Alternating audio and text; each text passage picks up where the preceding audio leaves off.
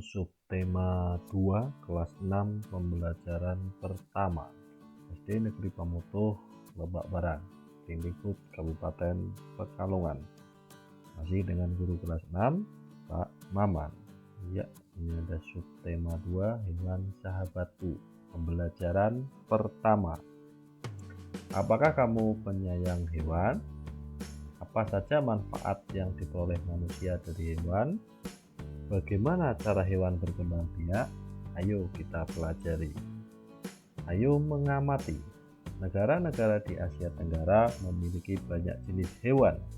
Beberapa di antaranya ada yang dijadikan sebagai makanan, simbol negara, atau dijadikan binatang peliharaan. Baca teks berikut dan amatilah gambarnya.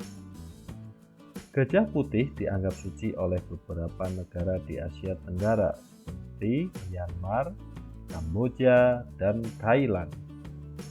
Menjaga gajah putih adalah usaha yang sangat mahal karena pemiliknya harus menyediakan makanan khusus untuk gajah.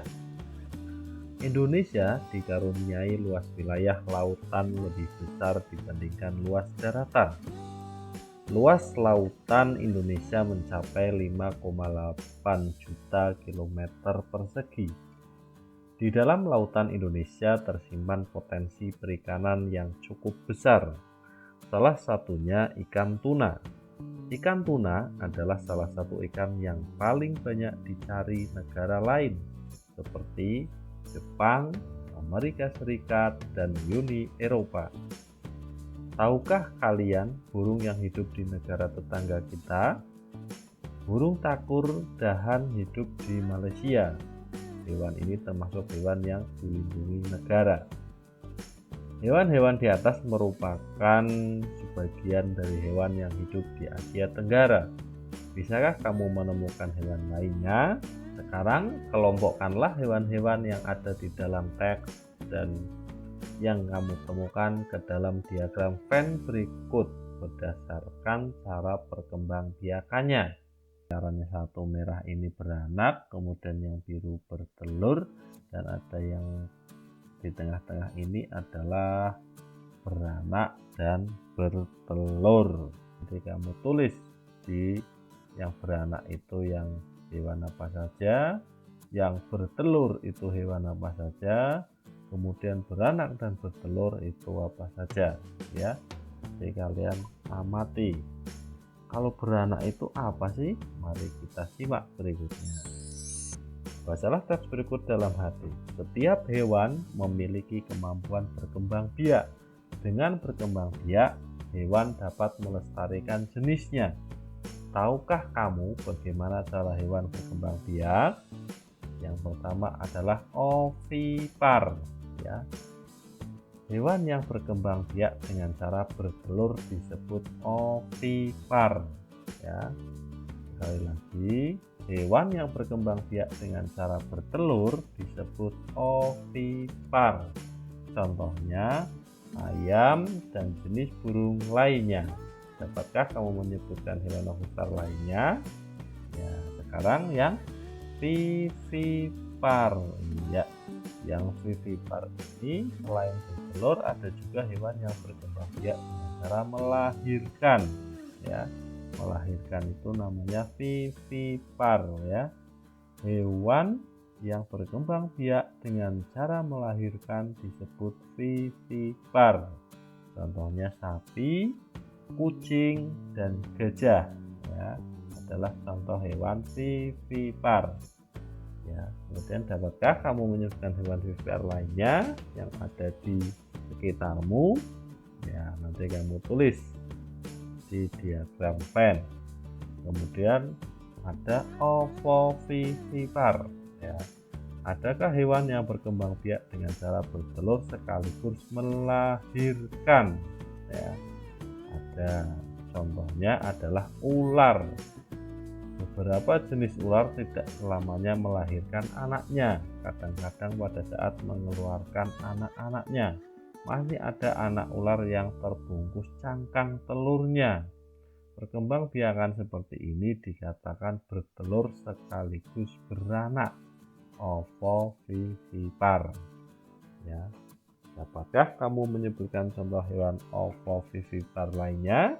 Ya, berdasarkan bacaan di atas, lengkapilah diagram dengan menambahkan contoh hewan lainnya. Hewan-hewan yang ada sangat membantu penduduk di Asia Tenggara dalam kegiatan ekonomi. Ayo membaca. Kondisi geografis di Asia Tenggara membantu penduduknya memanfaatkan hewan dalam kehidupan sehari-hari.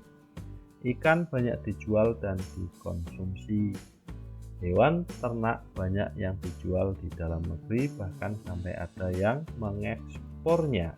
Kamu bisa belajar lebih banyak mengenai kegiatan ekonomi di kawasan Asia Tenggara terkait kondisi geografisnya. Ya. Potensi ekonomi negara-negara anggota ASEAN.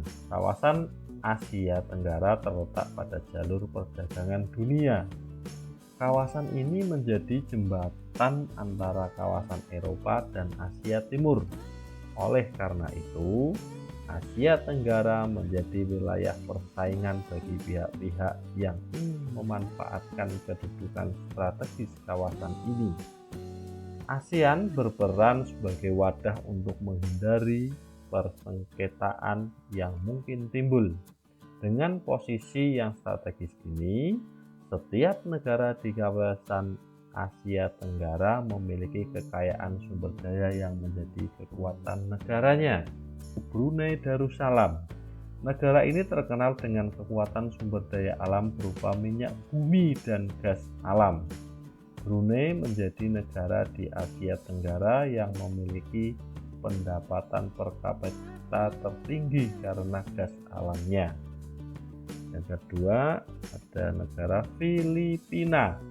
Filipina adalah sebuah negara kepulauan yang mata pencaharian sebagian besar penduduknya adalah di bidang pertanian.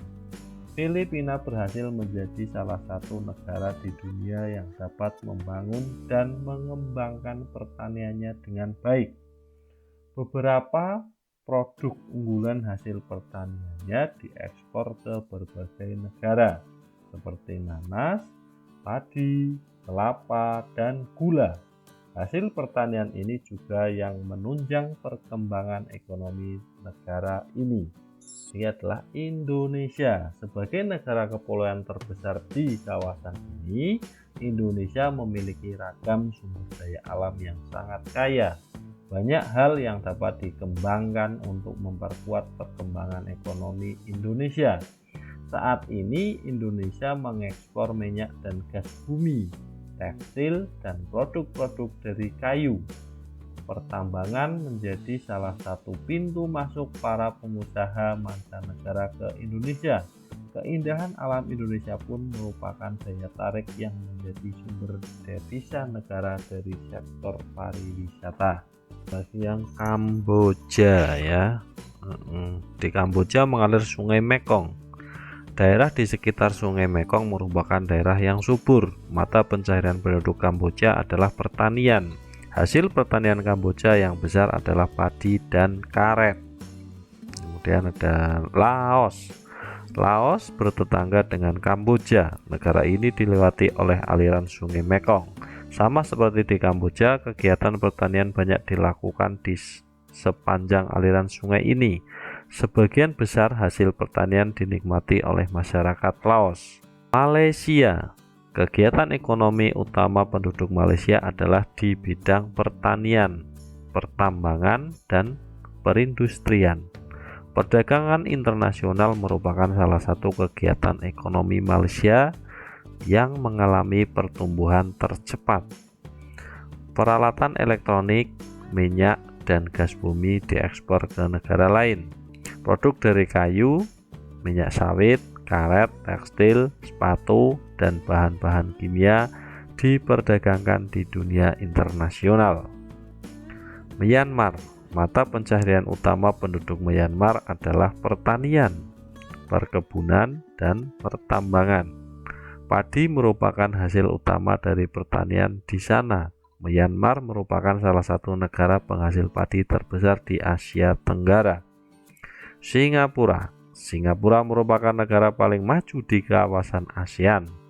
Letak Singapura sangat strategis. Saat ini Singapura menjadi negara transit teramai di Asia. Thailand sering disebut sebagai lumbung padi di Asia Tenggara. Padi memang merupakan hasil pertanian terbesar dari negara ini. Selain itu, perkebunan, kehutanan, pertambangan, dan industri juga merupakan kegiatan ekonomi penduduk Thailand. Saat ini, penghasilan utama Thailand adalah sektor pariwisata. Keunikan bangunan budaya di Thailand menjadi daya tarik tersendiri bagi para wisatawan mancanegara. Vietnam. Setelah pulih dari perang Vietnam, negara ini mulai berkembang di berbagai sektor perekonomiannya. Pariwisata dan turisme mendukung perkembangan ekonomi. Bidang pendukung lainnya seperti usaha jasa di bidang perhotelan, restoran, serta transportasi juga turut berkembang pesat. Lingkungan yang sehat menjadikan badan sehat dan kuat. Jangan rusak badanmu dengan narkoba. Tetap belajar di rumah, didampingi dengan orang tua kalian ya. Tetap didampingi orang tua kalian. Tetap belajar